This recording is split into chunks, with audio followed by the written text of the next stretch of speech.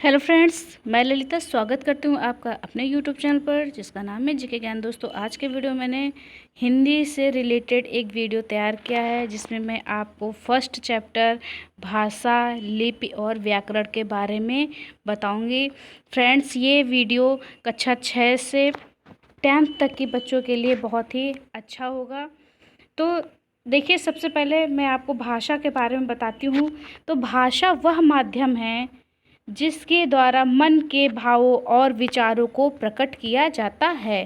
ठीक है, भाषा वह माध्यम है जिसके द्वारा मन के भाव और विचारों को प्रकट किया जाता है तथा दूसरे भावों और विचारों को जाना जाता है।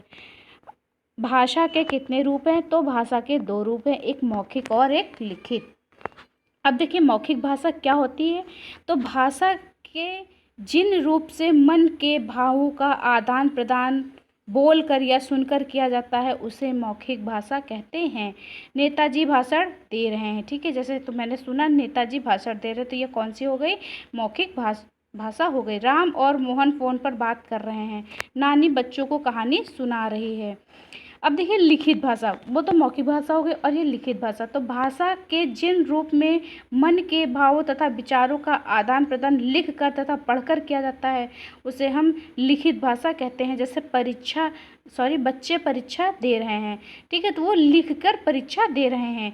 राधा कहानी लिख रही है, मोहन पत्र लिख रहा है। तो जब हम लिख कर किसी अपने भाव को आदान प्रदान करते हैं तो वहाँ पे हमारा लिखित भाषा हो जाती है। अब देखिए, भारतीय संविधान में 22 भाषाओं को मान्यता प्रदान की गई है, जैसे हिंदी, असमिया, बंगाली, डोगरी, बोडो, उर्दू, नेपाली, गुजराती, कन्नड़, कश्मीरी, कोंकणी, मैथिली, मलयालम, मराठी, मणिपुरी, उड़िया और पंजाब, संस्कृत, संथाली, तमिल, सिंधु और तेलुगु। और सबसे मेन पॉइंट ये है फ्रेंड्स, रेड कलर में देखिए, 14 सितंबर 1949 को हिंदी भाषा संघ की राजभाषा के रूप में स्वीकार की गई और केंद्रीय सरकार के कामकाज के लिए अनिवार्य घोषित कर दी गई।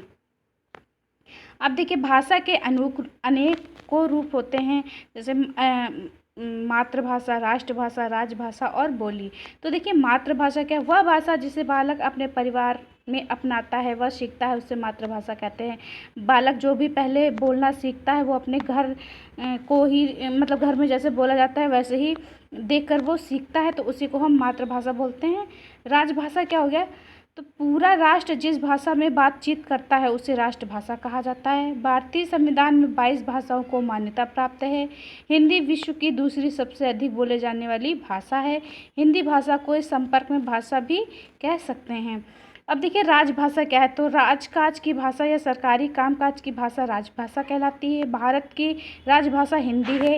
हिमाचल, हरियाणा, उत्तर प्रदेश, उत्तरांचल, राजस्थान, मध्य प्रदेश, छत्तीसगढ़, बिहार, झारखंड और दिल्ली की राजभाषा भी हिंदी है।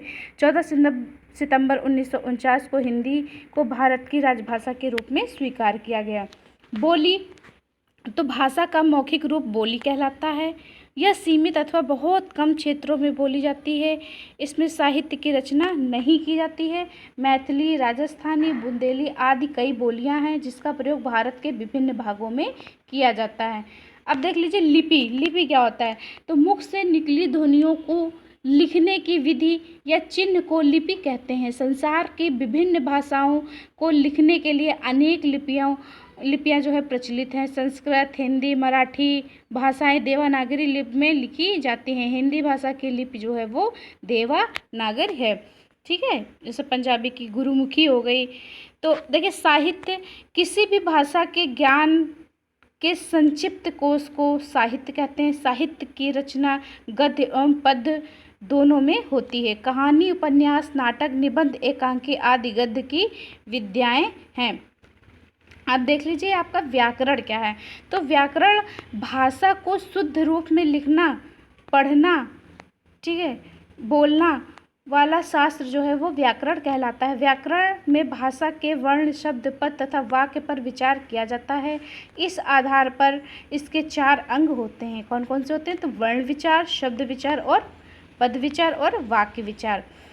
अब देख लीजिए, वर्ण विचार क्या है? तो वर्ण भाषा की सबसे छोटी ध्वनि वर्ण कहलाती है। और शब्द विचार यानी वर्णों के सार्थक मेल को शब्द कहते हैं। पद विचार वाक्य में प्रयुक्त होने पर, ठीक है, वाक्य में प्रयुक्त होने पर शब्द को ही पद कहते हैं। जैसे नेहा दूध पी रही है। वाक्य विचार यानी एक ऐसा वाक्य जिसका भाव पूरा पूरा समझ में आ जाए, ठीक है। जैसे ओजस किताब पढ़ता है, तो ये हमें पूरा समझ में आ रहा है कि ओजस किताब पढ़ रहा है। फ्रेंड्स, जानकारी कैसी लगी? अगर वीडियो अच्छा लगता है तो प्लीज़ वीडियो को लाइक करें, चैनल को सब्सक्राइब करके घंटे के निशान को अवश्य दबाएं। चैनल पर नए हैं तो वीडियो को जरूर सब्सक्राइब कर लें, घंटे के निशान को अवश्य दबाएं। मिलते हैं अगले वीडियो में।